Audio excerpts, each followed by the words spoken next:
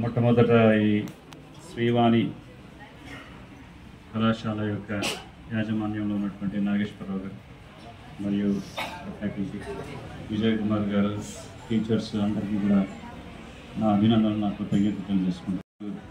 చాలా సంతోషం అనిపిస్తుంది, ఎందుకంటే ఆయన మీ ప్రిన్సిపల్ గారు నాగేశ్వరరావు గారు డైరెక్ట్గా భగవద్గీత అనేటువంటి విద్య పిల్లలకి అందాలి, చాలా విలువైందని చెప్పి ఆ విషయాన్ని వాళ్ళు చెప్పారు. ముఖ్యంగా పిల్లలు మీరంతా కూడా విద్య జ్ఞానాన్ని పొందడానికి పాఠశాలకు వస్తారు. అసలు నిజమైనటువంటి జ్ఞానం అంటే ఏమిటి? విద్య. రెండోది ఆధ్యాత్మికం. దీన్నే పరా విద్య, అపరా విద్య అంటారు. Material education and spiritual knowledge. So భౌతికమైనటువంటి విద్య కూటి కోసం కోటి విద్యలు అంటారు. అంటే మన భుక్తి కోసం మనకి ఒక వ్యాపకం అంటూ కావాలి. భవిష్యత్తులో మనం ఒక ఉద్యోగం సంపాదించుకోవాలి, మనకంటూ ఒక డబ్బు సంపాదన అంటూ ఉండాలి. సో దానికోసం సంబంధించినటువంటి విద్య దీన్ని జడ. మరి ఇంకొక విద్య ఆధ్యాత్మిక విద్య. అంటే మన వాస్తవికమైనటువంటి స్థితి ఏమిటి? మనం ఎప్పుడు కూడా మనం ఈ దేహంతో మనం పోల్చుకుంటాం. ఈ దేహం అనేది ఏ విధంగా నిర్మించబడింది? According to science, how this body is made up. What is మీరంతా కూడా చదివి ఉంటారు స్కూల్ సైన్స్ బుక్స్లో, బయాలజీలో. బాడీలో there is red blood corpuscles, white blood corpuscles, రక్తము, ఆ విధంగా వెయిన్స్, నరాలు, హార్ట్, కిడ్నీ. సో ఇవంతా మనం అనలైజ్ చేస్తే మొత్తం బాడీని అంతా కూడా ఇవి డిఫరెంట్ యాటమ్స్, ప్రోటాన్స్, న్యూట్రాన్స్, ఎలక్ట్రాన్స్గా మనం వాటిని కేటగరైజ్ చేయవచ్చు. అంతేగా? ఇందాక మీ సైన్స్ టీచర్ ఎవరో చెప్తుంటే వింటున్నాను ఇక్కడ కూర్చొని. That smells like a pungent smell అని చెప్తున్నారు. దీన్ని ఎందుకు చెప్తున్నారు? సమ్ కైండ్ ఆఫ్ కెమికల్, అంతేగా?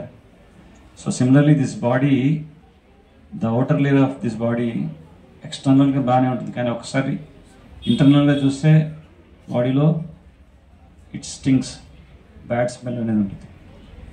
రక్తము, మాంసము, మలము, మూత్రముతో నిండినటువంటి ఒక మంచి బ్యాగ్ లాంటిది. ఆ ఎగ్జాంపుల్ కోసం నేను పడమంటున్నాను. దీంట్లో భయపడాల్సింది ఏంటి? Tejaswini. Okay, Tejaswini come here. Tejaswini, నువ్వు మాట్లాడకుండా యాక్షన్ ద్వారా నేను చెప్పింది చేసి చూపించాలి. అది ఎలా అంటే, నాకు క్రికెట్ మ్యాచ్ అంటే చాలా ఇష్టం అనేది ఎలా చూపిస్తాం? చూపించు పిల్లలకి. Very good. Give a big hand to Tejaswini. ఇక్కడ తేజస్విని నాకు అని చెప్పగానే చెయ్యి ఇటు మన గుండె వైపు చూపించారు. అంటే నేను అంటే ఎక్కడున్నాను? హృదయంలో. నేను నాకు అని ఇలా చూపించిందా? నాకు అని ఇలా చేయి చూపించిందా? లేకపోతే నాకు అని కాలు చూపించిందా? ఈ విద్య మీరు ఎక్కడైనా స్కూల్లో నేర్చుకున్నారా? నాకు అంటే చెయ్యి ఇటువైపే వెళ్ళాలని ట్రైనింగ్ తీసుకున్నారా? మరి ఎట్లా? నాకు అంటే చెయ్యి ఇప్పుడు నేను కూడా నేను అని ఇలా చెప్పినప్పుడు నా చెయ్యి వెళ్ళిపోయింది, ఇటు వెళ్ళిపోయింది కదా. మరి ఇది ఎక్కడైనా ట్రైనింగ్ తీసుకున్నావు మనం? మరి అటెండ్కి వెళ్తాం చెయ్యి. నేను అని ఇటు వెళ్ళొచ్చు కదా, నేను అని ఇటు వెళ్ళొచ్చు కదా, నేను లేకపోతే నేను అని ఇటు వెళ్ళొచ్చు కదా. నేను అంటే ఎక్కడ వెళ్తాం చెయ్యి? ఇక్కడే హృదయం దగ్గరికి వెళ్తాం. అంటే మనకి తెలియకుండానే మనకి ఈ హృదయంలో ఆత్మ అనేది ఉంది అని భగవద్గీత బోధిస్తుంది. భగవద్గీతలో మొట్టమొదటి పాఠం ఏంటంటే, నేను ఈ శరీరం కాదు, నేను ఆత్మని. పంచభూతాలతో నిర్మితమైనటువంటి దేహం. పంచభూతాలు ఏంటి చెప్పండి? గాలి, నీరు, నిప్పు, అగ్ని, ఆకాశం, భూమి. Okay, the 5 elements: earth, water, fire, air and ether. అంతేగా? సో పంచభూతాలతో నిర్మితమైనటువంటి దేహం కూర్చోండి. సో పంచభూతాల్లో ఒకరోజు కలిసిపోతుంది. అంతేగా? మనతో పాటు నేను ఈ శరీరం అయితే నా శరీరం ఎప్పుడు నాతో పాటే ఉండాలి కదా. దాని అర్థం ఏంటంటే, ఈ శరీరం అనేది ఒక తొడుగు లాంటిదే. అందులో ఉంది ఏంటంటే ఆత్మ. సో భగవద్గీతలో చెప్తారు, మొట్టమొదటి పాఠం భగవద్గీతలో ఉన్నటువంటి మొట్టమొదటి పాఠం ఏంటంటే, నేను ఈ శరీరం కాదు, నేను ఆత్మని అని జ్ఞానాన్ని బోధిస్తుంది. మనకి ఎన్నో డిపార్ట్మెంట్స్ ఉన్నాయి ఎడ్యుకేషన్లో. కెమిస్ట్రీ, ఫిజిక్స్, బాటనీ, జువాలజీ, అన్ని డిపార్ట్మెంట్స్ ఉన్నాయి. కానీ ఆత్మని గురించి పరిచయం చేసేటటువంటి డిపార్ట్మెంట్ ఇప్పటిదాకా మనకి ఏ స్కూల్లో, కాలేజీలో లేదు. ఇందాక డిస్కషన్లో మీకు ఏం చెప్పానంటే, ఈ శరీరాన్ని మనం ఎన్నో రకాలుగా విశ్లేషించవచ్చు. దీంట్లో రెడ్ బ్లడ్ కార్పస్కల్స్ ఉంటాయి, వైట్ బ్లడ్ కార్పస్కల్స్ ఉంటాయి. దీంట్లో ఆటమ్స్, ప్రోటాన్స్, న్యూట్రాన్స్, ఎలక్ట్రాన్స్ ఇన్ని కూడా ఈ పదార్థాలన్నింటినీ వేరు చేసి ఈ విధంగా తయారైందని చెప్పి మనం దేహాన్ని అనలైజ్ చేయొచ్చు. కానీ ఇప్పుడు ఒక క్వశ్చన్ ఏంటంటే, wear does the consciousness evolve from? చైతన్యం అనేది ఏ పదార్థం నుంచి పుట్టుకొస్తుంది? ఇప్పుడు మీరు ప్రోటాన్స్, న్యూట్రాన్స్, ఎలక్ట్రాన్స్ ఇవన్నీ కూడా ఒక టేబుల్ మీద అమర్చి పెట్టారు. ఓకేనా? జాగ్రత్తగా వినండి. నేను అడిగే question, wear does the consciousness evolve from? చైతన్యం అనేది ఎక్కడి నుంచి? కాన్షియస్నెస్ అంటే చైతన్యం. చైతన్యం అనేది ఎక్కడి నుంచి పుట్టుకొస్తుంది? ఇప్పుడు మీలో చైతన్యం ఉందా? సరే, మీలో కాన్షియస్నెస్ ఉందా? You're conscious. ఇప్పుడు మీకు ఏదైనా చిన్న గాయమైంది అనుకోండి, అప్పుడు ఏమంటారు? అమ్మ అంటారు. అంతేగా? అంటే మీలో స్పందన ఉంది, మీలో చైతన్యం ఉంది, మీ శరీరంలో ఆ చైతన్యం అనేటువంటి కణం ఉంది. అందుకే మీకు బాధ అనిపిస్తే అమ్మ అంటారు. మరి ఆ చైతన్యం అనేది ఎక్కడి నుంచి పుట్టుకొస్తుంది? Come on, give me the answer. Voice వెనక.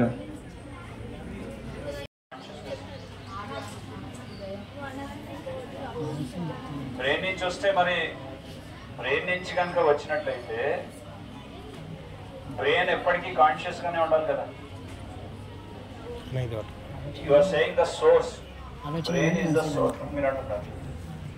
మరి సోర్స్ బ్రెయిన్ అయితే బ్రెయిన్ ఎప్పుడు చైతన్యవంతంగా ఉండాలి కదా. మృతదేహంలో బ్రెయిన్ ఉంటుందా లేదా? ఇప్పుడు డైరెక్ట్గా మీకు ఆన్సర్ ఇస్తున్నాను. ఈ dead body has brain or not? The organ is there, the brain organ is there in a dead body. It's not there. Brain is not there in a dead body. Does the dead body has heart? Come on, tell me. Dead body అంటే మృతదేహం. మృతదేహానికి శరీరంలో heart ఉందా? Lungs ఉంటాయా? చేతులు ఉంటాయా? కాళ్ళు ఉంటాయా? Brain ఉందా? బ్రెయిన్ అనే ఆర్గన్ ఉంటుందా? మనసు ఉంటుంది. నేను అడిగే క్వశ్చన్ ఏంటంటే, చైతన్యం అనేది ఎక్కడి నుంచి పుట్టుకొస్తుంది? Where does the consciousness evolve from? So ఇదే మెదడుకి మేత. సృజన్ ఇచ్చినటువంటి ఆన్సర్ చాలా పర్ఫెక్ట్గా చెప్పాడు. హృదయస్థానం నుంచి అంటే హృదయంలో ఏముంది? అక్కడ ఏముంది? ఆత్మ. Very good. ఏమంటున్నారు? ఆత్మ. సో హృదయంలో ఆత్మ ఉంది కాబట్టి మనం మాట్లాడగలుగుతున్నాం, మనం మన పనులు చేసుకోగలుగుతున్నాం, మనం ఈరోజు కూర్చొని క్లాస్ వినగలుగుతున్నాం, ఇవన్నీ కూడా చేయగలుగుతున్నాం అంటే హృదయంలో ఆత్మ ఉంది. అందుకే ఆత్మ ఈ శరీరాన్ని విడిచి వెళ్ళిపోయినప్పుడు భగవద్గీత అనుసారంగా ఆత్మ గురించి వర్ణిస్తూ నయనం చిందంతి శస్త్రాన్ని నయనం దహతి పావక, అంటే ఆత్మకి నాశనం లేదు, ఎటువంటి అస్త్రం చేత అది ఛేదించబడదు, అగ్ని చేత దహించవేయబడదు, గాలి చేత ఆర్పబడదు, నీటి చేత తడపబడదు. ఆ విధంగా అనశ్వరమైనటువంటి లక్షణంతో ఉన్నటువంటిది ఆత్మ అని చెప్తున్నారు.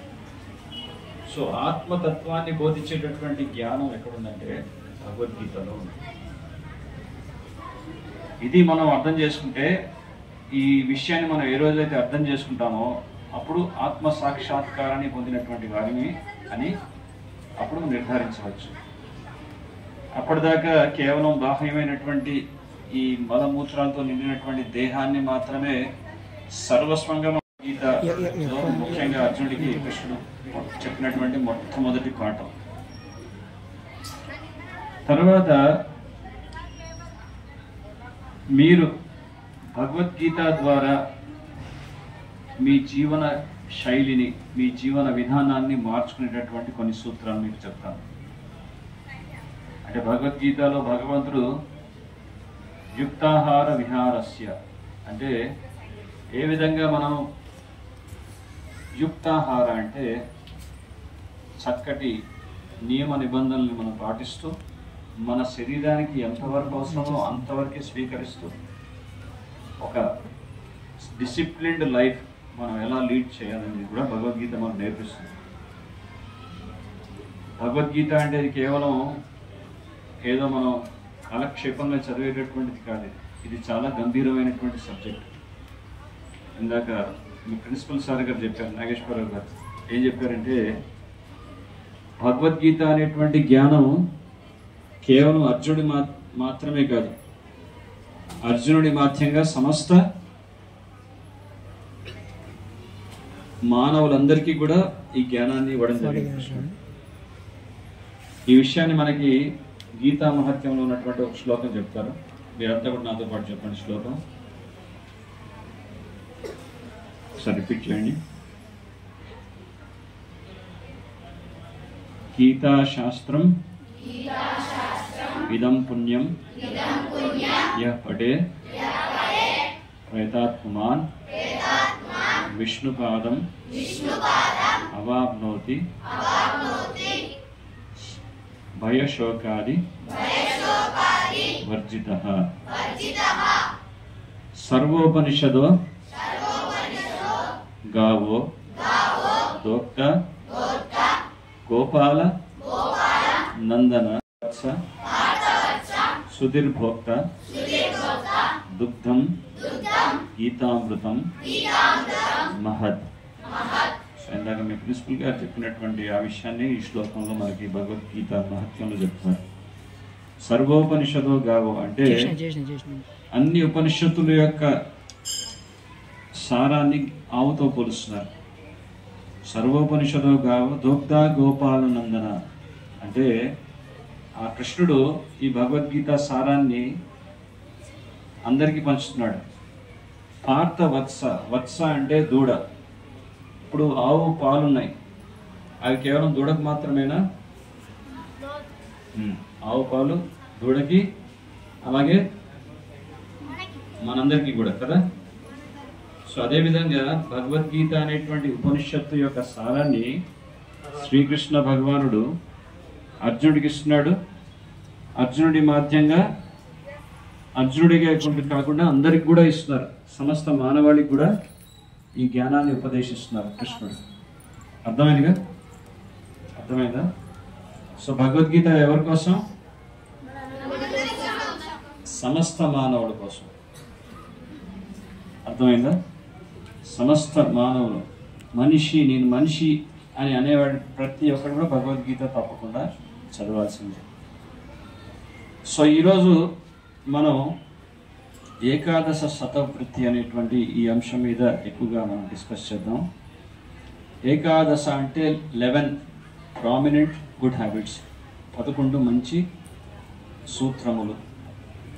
ఇది దేనికోసం అంటే ఈ చూడ్డానికి చాలా సింపుల్గా అనిపించవచ్చు, కానీ ఇవి కనుక మీరు పాటిస్తే తప్పకుండా మీ లైఫ్లో మీరు సక్సెస్ అవుతారు.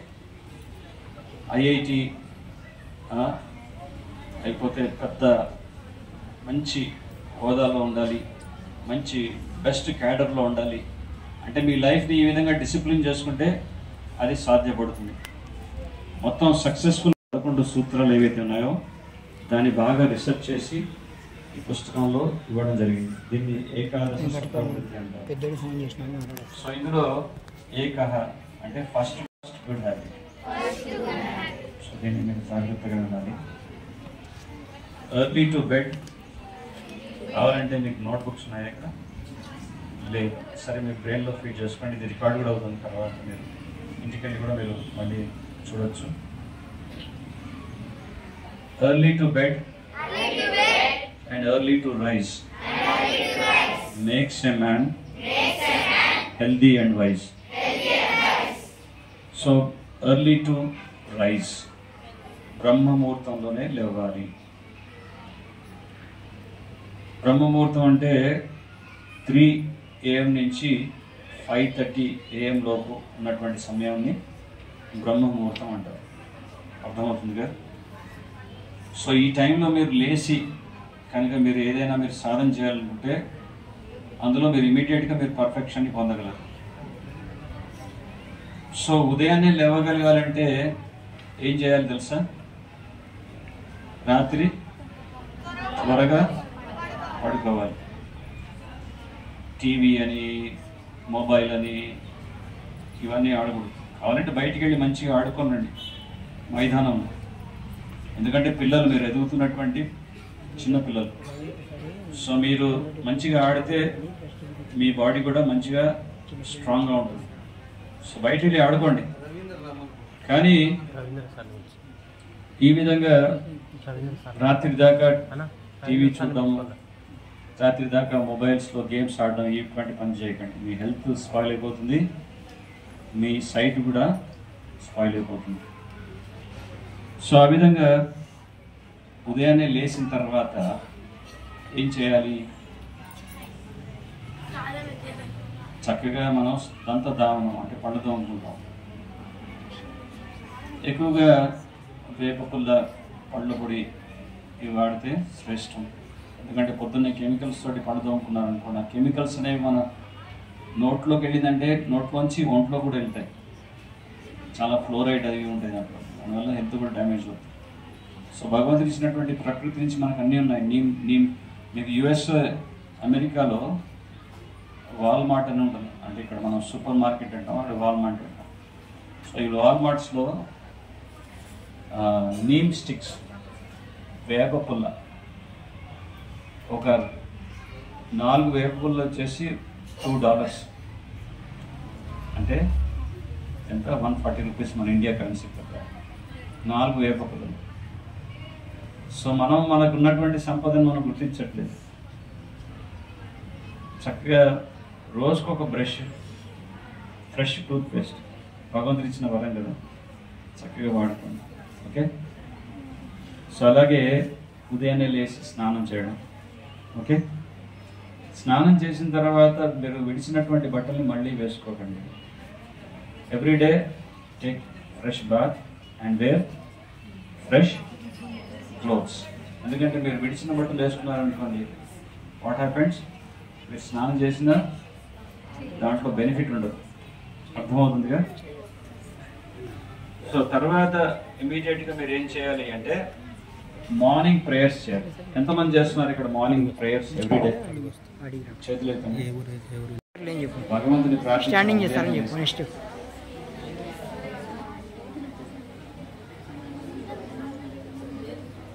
చెయ్యాలి. ఎందుకంటారా ప్రేయర్స్ ఎందుకు చేయాలి? మీకు ఒక ఫ్రెండ్ వచ్చేసి మీకు ఒక గిఫ్ట్ ఇచ్చాడు అనుకోండి మీ బర్త్డేకి, అప్పుడు మీరు ఏమంటారు? థ్యాంక్స్ అంటారు, థ్యాంక్ యూ అంటారు కదా. మరి భగవంతుడు మనకు ఎన్నో గిఫ్ట్స్ ఇస్తున్నాడు కదా. తాగడానికి నీరు ఎవరు ఇచ్చారు? భగవంతుడు. తినడానికి ఆహారం ఎవరు ఇచ్చారు? మనం పీల్చడానికి గాలి ఎవరు ఇస్తున్నారు? So very good. ఇవన్నీ ఎక్కడో ఫ్యాక్టరీలో తయారై రావట్లేదు, ఇది భగవంతుడి యొక్క సృష్టి నుంచి మనకు అందం పడుతుంది. సో మనకు భగవంతుడు ఎన్ని ఇస్తుంటే మనం థ్యాంక్స్ చెప్పాలా లేదా? సో ఆ విధంగా ప్రేయర్స్ అనేవి వి థ్యాంక్ ద గాడ్. ఒక విధంగా ప్రేయర్స్ అంటే భగవంతుడికి మన కృతజ్ఞత తెలియజేసుకుంటున్నాం. స్వామి మీ అనుగ్రహం వల్ల ఈరోజు నేను చాలా పీస్ఫుల్గా హ్యాపీగా ఉన్నాను. సో ఆ విధంగా మీరు నన్ను బ్లెస్ అయ్యండి. సో భగవంతుడి యొక్క బ్లెస్సింగ్స్ తీసుకొని కాలు బయట పెట్టాలి. ఓకేనా? సో ఇది ఫస్ట్ గుడ్ హ్యాబిట్. సో ఎంతమంది ఈ విషయాన్ని మైండ్లో నోట్ చేసుకున్నారు? చేతులు ఎత్తండి. Very good. అంటే బాగా కాన్సన్ట్రేషన్తో వింటున్నారు. Makes a man healthy and wise. మీరు నిజంగా తెలివిగల వాళ్ళుగా మారాలంటే it's a success form life. If you want to become wise, మీ మేధాశక్తి చాలా షార్ప్గా పదునుగా ఉండాలంటే ఈ ఫామ్లో మీరు తప్పకుండా పాటించాలి. అర్థమవుతుందా? Got it? So early to bed, okay, and early to rise. Second, okay, second దివి అనండి. గుడ్ హ్యాబిట్ ఫిజికల్ ఎక్సర్సైజెస్, వ్యాయామం. సో ప్రతిరోజు శరీరానికి ఒక కదలిక అంటూ ఉండాలి, ఏదో యాక్టివిటీ జరగాలి. ఇప్పుడు మీకు ఒక చిన్న ఎగ్జాంపుల్ చెప్తాను. ఒక ఐరన్ రాడ్ని మీరు తీసుకొచ్చి ఇక్కడ పెట్టారు, అక్కడే పెట్టారు కింద. కొన్ని రోజులకి అది ఏమైంది? చిలుం పట్టిపోతుంది, అంతేనా? కానీ అదే రస్ట్ ఎక్కకుండా ముందు మీరు ఏ రోజు మీతో పాటు తీసుకెళ్ళి దానితో ఏదైనా పని చేస్తున్నారు అనుకోండి, చిలుం పడుతుందా? సో ఇది గుర్తుపెట్టుకోండి. ఇఫ్ యూ డోంట్ యూజ్ అనండి, if you don't use we'll lose. So అందుకే మనం ఏదైతే వాడమో సరిగ్గా అది మనం కోల్పోతాం. అది మన శరీరాన్ని కూడా వర్తిస్తుంది. అర్థమవుతుందా? మన శరీరాన్ని కూడా మనం సరిగ్గా వాడలేదనుకోండి, దాన్ని కరెక్ట్గా మనం యూటిలైజ్ చేయలేదనుకోండి, దానికి మనం శ్రమ ఇవ్వలేదనుకోండి, మన కాళ్ళకి, చేతులకి, మన మెదడుకి, మన పొట్టకి, అప్పుడు శరీరం కూడా షార్ప్ అండ్ అవర్ టూల్. మీకు షార్ప్నర్ ఉంటుంది కదా, దాంతో మీరు పెన్సిల్ షార్ప్ చేసుకుంటారు కదా, అప్పుడు షార్ప్నర్తో పెన్సిల్ని షార్ప్ చేసుకున్నప్పుడు అది మంచిగా మీరు దాంతో రాయొచ్చు.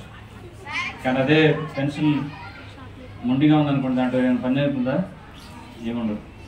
సో ఆ విధంగా మన శరీరం కూడా తుప్పుపడినటువంటి విధంగా మార్చుకోకుండా మనం ఏం చేయాలి? రోజు ఎక్సర్సైజ్ చేయాలి. బెస్ట్ ఎక్సర్సైజ్ ఏంటంటే యోగా. యోగా వల్ల బాడీలో ఉన్నటువంటి అవయవాలన్నీ కూడా కదులుతాయి. ముఖ్యంగా సూర్య నమస్కారం అంటారు, అంతేనా? సూర్య నమస్కారం అనేది మీరు కనుక అభ్యాసం చేసినట్లయితే ఇది వయసుతో ఎటువంటి నిమిత్తం లేదు. 90 ఏళ్ళు 100 ఇయర్స్ వచ్చినా కానీ దీనికి మీ ప్రాక్టీస్ ఇప్పటి నుంచి మీరు ప్రాక్టీస్ చేశారనుకోండి, ఈ ఏజ్ నుంచి, అప్పుడు మీరు 90 ఇయర్స్లో కూడా మీరు ఈ వ్యాయామం చేయవచ్చు. అయ్యో నేను పెద్ద వయసు అయిపోయింది నేను చేయలేనని దానికి ఛాన్స్ లేదు. సూర్య నమస్కారాలు కనుక చేసినట్లయితే బాడీలో రక్త ప్రసరణ బాగుంటుంది. ఇప్పుడు చాలా మటుకు ఈ హార్ట్ అటాక్స్, ఈ బ్రెయిన్ స్ట్రోక్ ఇవన్నీ ఎందుకు వస్తున్నాయంటే బాడీలో ఎప్పుడైతే బ్లడ్ అనేది క్లాట్ అవుతుందో. అమ్మకి సహాయం చేయండి. పనికి ఎప్పుడు కూడా పని చేయడానికి ఎప్పుడు కూడా ఒళ్ళు వంచకుండా నేను పని చేయను అని చెప్పేసి అలా నేను ఒక కంఫర్ట్గా కూర్చొని ఉంటానని అనుకోకండి. ఎందుకంటే ఒళ్ళు ఎంత వంచితే అది అంత బెనిఫిట్ మన బాడీకి.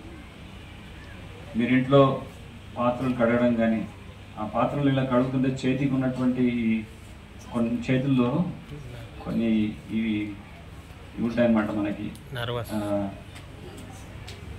దాన్ని ఏమంటారు, ఆక్యుప్రెషర్ పాయింట్స్. సో ఆ విధంగా వాటికి మీరు ఎప్పుడు స్పర్శిస్తుంటే దానివల్ల బ్లడ్ సర్క్యులేషన్ బాగుంటుంది, మీకు జబ్బులు కూడా చాలా మటుకు రాకుండా ఉంటాయి. జబ్బు వచ్చి డాక్టర్ దగ్గరికి వెళ్ళడం గొప్ప విషయం, లేకపోతే జబ్బు రాకుండా చూసుకోవడం బెటరా? సో అది తెలియగల వాళ్ళు చేసేవాళ్ళు అనమాట. అందుకే ప్రివెన్షన్ అనండి, prevention is better than cure. So ఆ విధంగా ముందు జాగ్రత్తగా మనం కొన్ని సూచనలు పాటిస్తూ జబ్బు మన దరిదాపులకు రాకుండా చూసుకోవడం సర్వశ్రేష్టం అన్నమాట. ముఖ్యంగా సిటీల్లో, పట్టణాల్లో ఇప్పుడంతా సాఫ్ట్వేర్ కంపెనీలు అయిపోయినాయి కదా. మీకు తెలుసా సాఫ్ట్వేర్ జాబ్ అంటే ఎట్లుంటుందో? మొత్తం చీకటిగా ఉంటుంది గది, అక్కడ ఏసీ పెడతారు, చిన్నగా లైట్ ఉంటుంది, ఎదుట కంప్యూటర్స్ ఉంటాయి పెద్ద పెద్దవి. ఇలాగే కూర్చోవాలి, కంప్యూటర్ మీద కూర్చొని ఉదయం నుంచి రాత్రి వరకు ఇలాగే వర్క్ చేస్తుంటారు. మధ్యలో టీ, కుకీస్ అని, స్నాక్స్ అనేవి మధ్యలో సప్లై అవుతుంటాయి అనుకోండి. అవి కూడా తిని మళ్ళీ ఎట్లా కూర్చోవాలి, ఇలాగే కూర్చొని ఇవే కలుగుతాయి. ఏం కలుగుతాయి తెలుసా? ఈ వేళ్ళు అంతే. ఒకసారి ఏమైందంటే, ఇది నిజంగా జరిగిన సంఘటన మీతో షేర్ చేసుకుంటున్నాను. అంటే రోగ నిరోధక శక్తి మీరు పెంపొందించుకోవాలంటే బ్యాక్ బోన్ పైకి పెట్టరా అన్నాడు.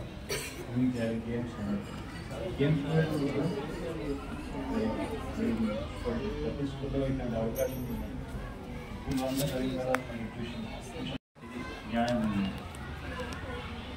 తర్వాత థర్డ్ గుడ్ హ్యాబిట్. ఇంకో విషయం కూడా చెప్పడం మర్చిపోయాను. ఈ ఆసనాల్లో మీరు కూర్చొని కూడా ఆసనం చేయొచ్చు. ఇట్లా స్ట్రైట్గా ఇందాక మాస్టర్ గారు చెప్పారు, సిట్ ఇన్ యోగా. స్ట్రైట్గా కూర్చోవడం వల్ల ఏంటి బెనిఫిట్ అంటే మన కాన్సన్ట్రేషన్ బాగుంటుంది. జస్ట్ లైక్ ఫర్ ఎగ్జాంపుల్ నేను క్లాస్ చెప్తున్నప్పుడు ఇట్లా కూర్చున్నాను, అప్పుడేంటి మన బాడీ లాంగ్వేజ్ ఏం చూపిస్తుంది? మనకి చాలా బోరింగ్గా ఉన్నట్టుంది సబ్జెక్ట్ అన్నట్టు చూపిస్తున్నాను. అప్పుడు మనసులోకి ఎక్కదన్నమాట సబ్జెక్ట్. సో క్లాస్లో కూడా మరి స్ట్రైట్గా కూర్చోవడం. యాక్చువల్లీ మీరు చదివే విద్య ఏదైతే ఉందో సగం ప్రిపరేషన్ క్లాస్ రూమ్లో అయిపోతుంది. ఇంకొంచెం ప్రిపరేషన్ ఏదైతే ఉందో క్లాస్ రూమ్ బయట మీరు ఇంటికి వెళ్ళిన తర్వాత హోంవర్క్లో ఉంటుంది అంతే. కాన్సన్ట్రేషన్గా మీరు విన్నారనుకోండి చెప్పినటువంటి సబ్జెక్ట్ నేను చెప్పినట్టు, అప్పుడు సగం విద్య మీకు, సగం నాలెడ్జ్ అనేది మీరు మైండ్లోనే ఫిక్స్ చేసేసుకుంటారు. అప్పుడు ఎగ్జామ్ ఇప్పుడు నైట్ అవుట్ చేయడం, కష్టపడి చదవడం ఇవన్నీ ఉండదు. జస్ట్ ఆడుతూ పాడుతూ ఎగ్జామ్ రాసేసి ఫస్ట్ క్లాస్లో పాస్ అవ్వచ్చు. మా స్కూల్లో మేము చదివే రోజుల్లో ఒక అబ్బాయి ఉండేవాడు. ఎప్పుడైతే చెప్తుందో ఫుల్ అటెన్షన్తో వింటాను, విన్నది మైండ్లో ఫిక్స్ చేసుకుంటాం. తర్వాత ఇంటికి వచ్చినాక హోంవర్క్ ఎంతసేపు, ఒక అరగంట, తర్వాత ఆడుకుంటాం. సో రోజు ఇదే చేస్తున్నాను, అందుకే పాస్ అయిపోయాను ఎగ్జామ్, మంచి first class marks pass. So రోజు ఎప్పటికప్పుడు మీరు చదువుతున్నారనుకోండి, మీకు స్ట్రెస్ ఉండదు. పిల్లలు ఇప్పుడు మీరు చదువు 10th క్లాస్ ఎగ్జామ్ ఇవన్నీ ఒత్తిళ్ళు ఏమీ లేవు. ఇవి అసలు దాని గురించి మీరు పట్టించుకోవాల్సిన అవసరం లేదు. మీరు మంచిగా ప్లాన్డ్గా లైఫ్ని లీడ్ చేస్తే ఆటోమేటిక్గా మీకు ఆ సబ్జెక్ట్స్ అన్నీ పెద్ద కష్టం అనిపించవు. జస్ట్ లైక్ ఫర్ ఎగ్జాంపుల్ ఇక్కడ ఒక రైస్ బ్యాగ్ తీసుకొచ్చేసి పాపని అమ్మాయి, మీ పేరేంటి? చైత్ర, నువ్వు ఈ రైస్ బ్యాగ్ అంతా తినేసి అని చెప్పాను అనుకోండి, రోజు ఇది ఎట్లా పాసిబుల్ అవుతుందని చరిత్ర. ఎవరైనా ఏ స్టూడెంట్ అయినా కాదంటారు. కానీ చరిత్ర నువ్వు ఈ రైస్ బ్యాగ్ని 2 నెలలు 3 నెలలు తినమంటే అప్పుడు రోజు కొంచెం కొంచెం తింటే అయిపోతుంది కదా. సో అదేవిధంగా రోజు ఎప్పటికప్పుడు మీరు చదువుకుంటూ ఏ రోజుకి ఆ రోజు మీరు పాటించినట్లయితే మీకు సబ్జెక్ట్ పెద్ద కష్టమేం కాదు. దాని గురించి భయపడాల్సినటువంటి అవసరం లేదు. ఏ సబ్జెక్ట్ అయినా అదేం పెద్ద విషయం కాదు. నెక్స్ట్ త్రిణి అనండి. త్రిణి, ఇది 3వ good habit. Third good habit, taking only food in goodness. ఇది 3వది. రెండోది అందరికి అర్థమైందా? అందరికీ అర్థం కాకపోతే చేయలేవు, మళ్ళీ చెప్తాను. అర్థమైందిగా? ఇప్పుడు 3వ దానికి వెళ్దాం. So taking food only in the mode of goodness. మనకి రీసెర్చ్లో తెలిసి చెప్పింది ఏంటంటే, ఏ మ్యాన్ అనండి, ఏ man is known by what he eats. ఒక వ్యక్తి యొక్క లక్షణం ఎలా ఉంటుంది అనేది ఆయన తినేటటువంటి ఆహారం బట్టి మనం అర్థం చేసుకోవచ్చు. జైసా అన్ వైసా మన్ అనండి హిందీలో. జైసా అన్ వైసా మన్. సో తినేటటువంటి ఆహారం అనేది మన మైండ్ మీద ఎఫెక్ట్ అవుతుంది. ఇంట్లో అమ్మ రుచికరమైనటువంటి పదార్థాలు చేసి పెడుతుంది, ప్రేమతో చేస్తుంది కదా. సో దాంట్లో ఆ పదార్థంలో కేవలం అది ఆహారమే కదా, అది ప్రేమతో నా బిడ్డ తిని ఆరోగ్యంగా ఉండాలి, మంచిగా ఉండాలని చెప్పి ఆ ఉద్దేశంతో అమ్మ వండపడుతుంది. అదే బయట అమ్ముతుంటారు కదా, దస్కా దస్ సమోసా, అది అట్లాగే చేస్తారా? అప్పుడప్పుడు అన్నీ కలుస్తుంటాయి ఇలా అని చెప్పేసి అప్పుడప్పుడు పై దగ్గర ఉండేసరికి ఇట్లా కాడుతుంటాయి అన్నమాట. నవరంధ్రాల నుంచి అన్ని రెస్టారెంట్స్లో pizza, burgers, backbone side petting. మనకి సాత్వికమైనటువంటి ఆహారం అంటే ఏంటో చెప్తాను ఒకసారి. సైలే బ్యాక్ బోన్ సైడ్ పెట్టింగ్. కలు అక్కడ చూడు చెప్పు. కూరగాయలు, పప్పు దినుసులు, ఈ విధంగా ఇవి తింటే మనిషి ఆరోగ్యంగా ఉండగలరు. మనకున్నటువంటి ఒక పొట్ట, చిన్న పొట్టకి 2 పూటల ఆహారం ఇచ్చామనుకోండి సరిపోతుంది, మనం ఆరోగ్యంగా ఉండగలం. అనారోగ్యం అనేది ఎప్పుడు సమస్య మొదలవుతుంది. మీరు చిరుతపులి గురించి విన్నారా? చిరుతపులి చూసారా? ఎక్కడ చూసారు? చాలే చాలే ఉండు ఉండు ఫ్రీ కూర్చో. దానికి కడుపు ఉంటుంది, ఇంతే ఉంటుంది జామెట్ కడుపు. చిరుతపులి ఉండే లక్షణం ఏంటంటే అది ఎంత తింటుందో విష పదార్థం దాంతో రకరకాల అనారోగ్య సమస్యలు. మళ్ళీ వదిలే. సో సాత్విక ఆహారం, పండు తింటే అరిగించుకోవచ్చా? పండు తింటే అది అరగడానికి పెద్ద సమస్య కాదు. మనిషికి ఆరోగ్యం ఉండడానికి ఆహారం చాలా. కానీ ఈ ఆహారం కానీ ఇంకొక ఆహారం ఉంటుంది, దాన్ని మాంసం లాస్ట్. అది మనిషికి సరిపడినటువంటి ఆహారం. అర్థమవుతుందా? అందరు పోవద్దండి, అందరు పోతే ఏ కూర్చో.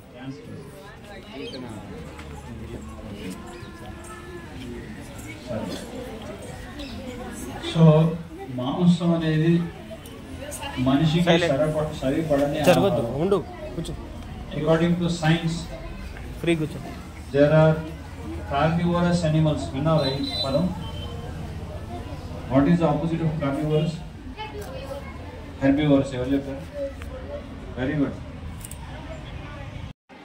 Carnivorous animals have intestine as a small intestine. అందుకే ఆ మాంసం తినడం వల్ల అది లోపలికి డైజెస్ట్ అవ్వక ఆ పేగుల నుంచి, ఆ పెద్ద పేగుల నుంచి అలా అలా అలా అలా అలా ఆఖరికి అది బయటికి వెళ్ళడానికి అవుట్లెట్ లేక అక్కడే మురిగిపోయి ఆ మాంసం అదే టాక్సిన్గా మారిపోయి అవే రకరకాల జబ్బులు, క్యాన్సర్లు కారణం అవే అవుతాయి. చాలా ప్రమాదకరం. Human body is not meant to eat meat and flesh. అర్థమవుతుంది? You cannot consume this. It's not at all suitable. అది కనుక ఓకే అయితే మన ఋషులు ముందంతా దాన్ని ఎలా చేసేవారు కదా, అంతేనా? వాడు సత్వగుణంలో ఉండాలి, వాడు ఎప్పుడు ప్రశాంతంగా ఉండాలి, భగవత్ చింతనలో ఉండాలంటే ఇటువంటి ఫుడ్ని అవాయిడ్ చేయాలని వాళ్ళు క్లియర్గా చెప్పారు. అందుకే మనం అది ఈరోజుకి పాటిస్తున్నాం, ఋషి పరంపర. సో దీన్ని మీరు తప్పకుండా గుర్తుపెట్టుకోవాలి. మీకు ఇంకా చెప్తాను, సాత్విక్ food grown by natural holistic farming, grains, pulses, vegetables, fruits, milk products. అది చల్లి అలాగే మార్కెట్లోకి కోల్డ్ స్టోరేజ్ నుంచి అదే విధంగా డైరెక్ట్గా మార్కెట్లోకి వస్తుంది. అది విషతుల్యమైనటువంటి ఆహారంగా మారుతుంది. ఇది చాలా ఇంపార్టెంట్ సబ్జెక్ట్ మీరు తెలుసుకోవాల్సింది. ఎందుకంటే అటువంటి ఆహారం తింటే దానివల్ల రకరకాల జబ్బులు వస్తున్నాయి. ఒకప్పుడు ఆహారమే ఔషధంగా పనిచేసేది. The food use to be like a medicine, but nowadays after consuming food we have to take a medicine. అది పరిస్థితి. అర్థమవుతుందా? సో అందుకే ఆహారాన్ని ఔషధంగా మార్చుకునేటటువంటి విధానం ఏంటంటే మనమే పండించుకున్నాం. మన భూమిని సారవంతంగా మార్చుకొని చక్కగా దాంట్లో చక్కటి ఆహారాన్ని మనం తోటకూర ఏదో పండించుకోవచ్చు కదా. ఇబ్బంది ఇంకా ఏమీ లేదు, మా ఇంట్లో గార్డెన్ లేదంటే ఈ మధ్య కాలంలో టెర్రస్ గార్డెనింగ్ అనేది కూడా చేస్తున్నారు. మట్టి బేల్ చేసి మొత్తం టెర్రస్ మీద తీసుకోండి. Okay, the third good habit. Fourth చత్వారి అనండి. Fourth good habit cleanliness. మీరు ఎప్పుడైనా గుర్తించుకోండి, ప్లేస్ అనేది అన్క్లీన్గా, మీరు ఉన్న ప్లేస్ క్లీన్గా లేదనుకోండి, అంత ఏదో నీచు వాసన వస్తూ, లేకపోతే అక్కడ ఏదో బొద్దింకలు చనిపోయి, ఎలక చనిపోయిన తర్వాత వాసన, డెడ్ బాడీ వాసన వస్తే మీరు అక్కడ ఉండగలరా? ఎందుకంటే ఉండలేరు అసలు.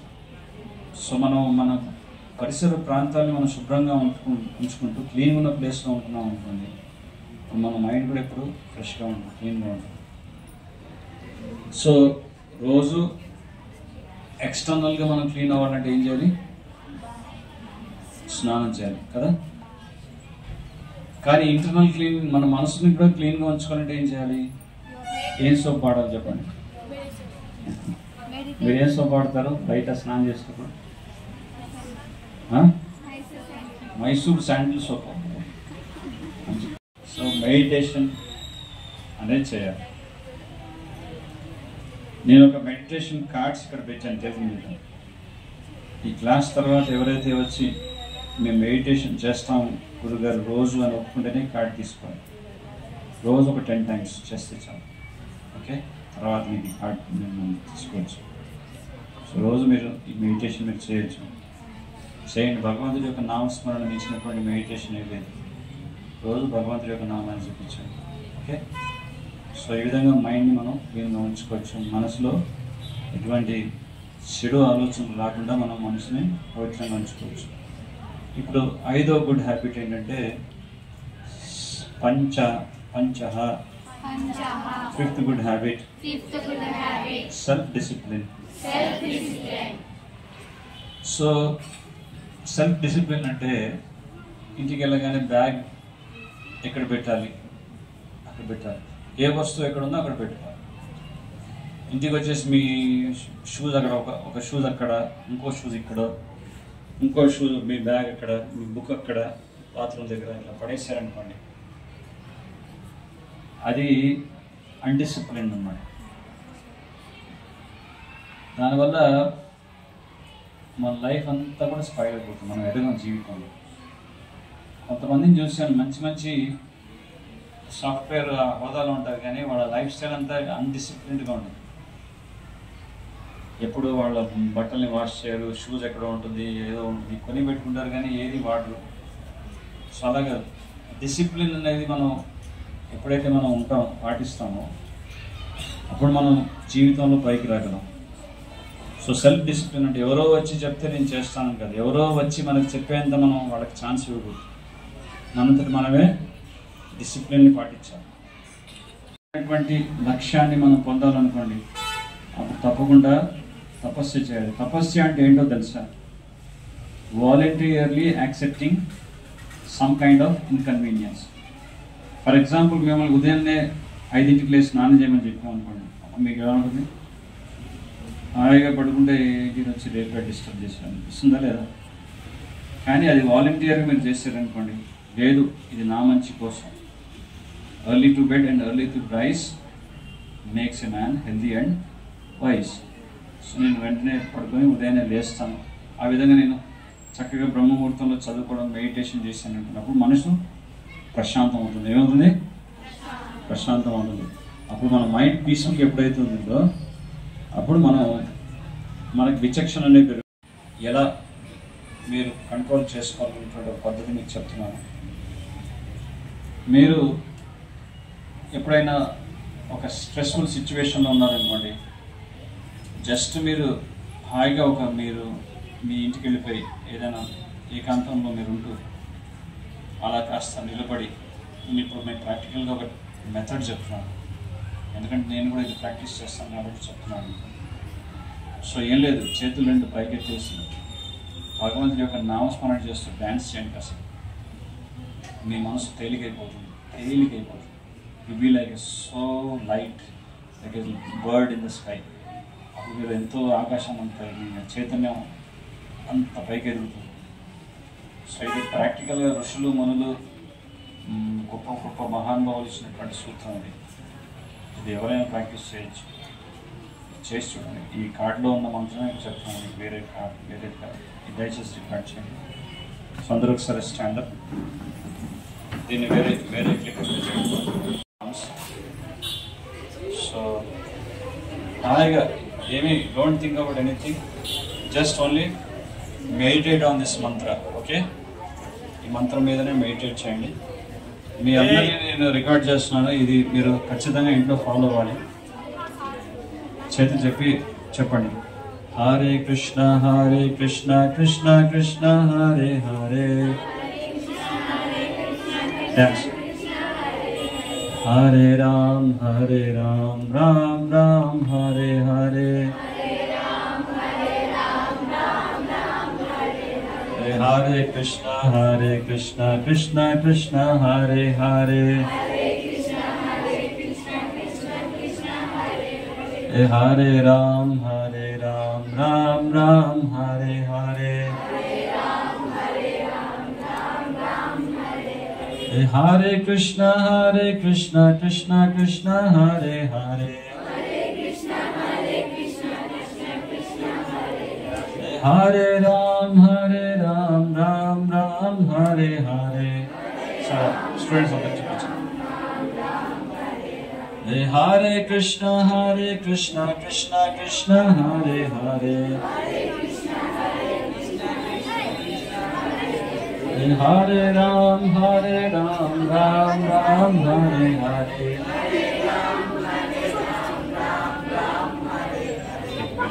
సో ఇది ఒక ఫామ్లో మీరు అప్లై చెప్పేది ఏంటంటే, మీరు ఎవరైతే ఇది రోజు నేను ప్రాక్టీస్ చేస్తానో మా ఇంట్లో అని నిర్ణయం చేసుకున్న వాళ్ళు నా దగ్గర నుంచి కార్డు తీసుకొని జాగ్రత్తగా కార్డుని పెట్టుకొని మీరు ప్రాక్టీస్ చేయండి. ఓకే, హరే కృష్ణ. అలాగే ఇక్కడ బుక్స్ కూడా ఉన్నాయి, ఎవరికైనా టీచర్స్ లైబ్రరీలో పిల్లలకు చదివించాలన్నా మీరు పర్సనల్ తీసుకోవాలన్నా బుక్స్ తీసుకోవచ్చు, పర్చేస్ చేయవచ్చు. హరే కృష్ణ. తర్వాత ఇదంతా కూడా మనకి ఈ ప్రోగ్రామ్ అంతా కూడా రికార్డ్ అయింది. ఇది యూట్యూబ్ ఛానల్లో లైవ్ దీన్ని అప్లోడ్ చేస్తాం. మీకు చెప్పినటువంటి విషయాలు మీరు మళ్ళీ మర్చిపోకుండా ఉండడానికి ఇవన్నీ రికార్డ్ చేసాం. సో ఈ ఛానల్ పేరు ఇస్కాన్, ఇక్కడ ఇస్కాన్ చీరాల అని ఉంటుంది, కార్డ్ వెనక ఉంది. మీరు ఆ ఛానల్ని సబ్స్క్రైబ్ చేసుకోండి. దీంట్లో మీకు ఇంకా మెడిటేషన్ టెక్నిక్స్ అందులో ఇంకా భగవద్గీత క్లాసెస్ అవి కూడా ఉంటాయి. సో మీకు ఆ ఛానల్ ఏంటనేది కూడా మీరు రాసుకోవచ్చు, ఇస్కాన్ చీరాల గుర్తుందిగా. అది మీరు మీ ప్రోగ్రామ్ని మీరే చూడవచ్చు. మీరు డ్యాన్స్ చేసింది ఈరోజు జరిగిన క్లాస్ కూడా అందులో మీకు అప్లోడ్ అవుతాయి. Hare Krishna. Thank you very much. Hare Krishna. రెండు సార్లు హరే కృష్ణ కృష్ణ కృష్ణ హరే హరే, హరే రామ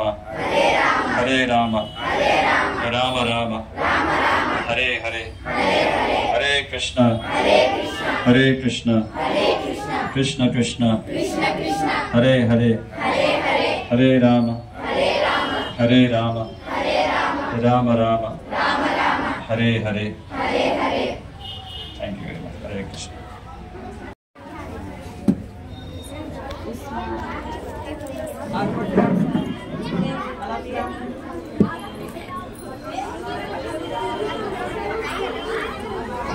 Alam sila.